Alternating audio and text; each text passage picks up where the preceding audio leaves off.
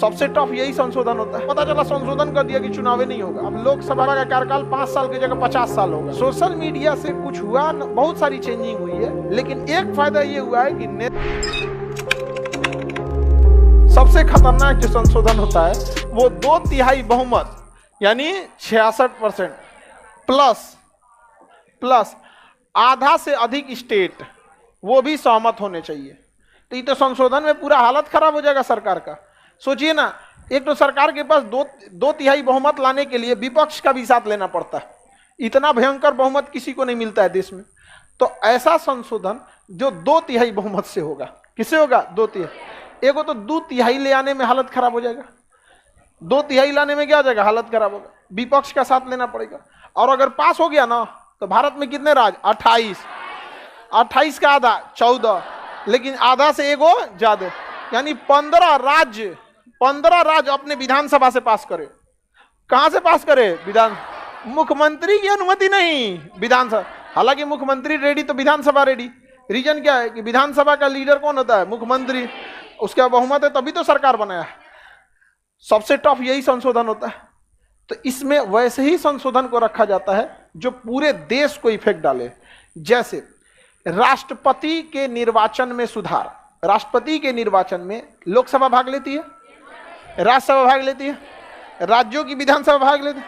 पता चला संशोधन कर दिया 2/3 से कि लोकसभा राज्यसभा भाग लेगी, अब राज्य भाग नहीं लेगा तो राज्य चिल्लाएगा, सोच रहा हमसे भी ना पूछे हमको बाहर कर दिया।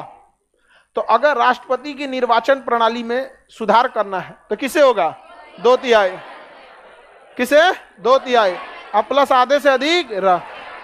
चुनाव प्रक्रिया में बदलाव करना है, प्रधानमंत्री के चुनाव, लोकसभा का चुनाव। पता चला संशोधन कर दिया कि चुनाव नहीं होगा, जा खत्म, निर्वाचन खत्म। अब लोकसभा की मतलब लोकसभा का कार्यकाल 5 साल की जगह 50 साल होगा। ले सोचा तो नहीं, वोट डाले एक के बार हो गया, काम खत्म, अब ना हट। तो लोकतंत्र में ये जरूरी है।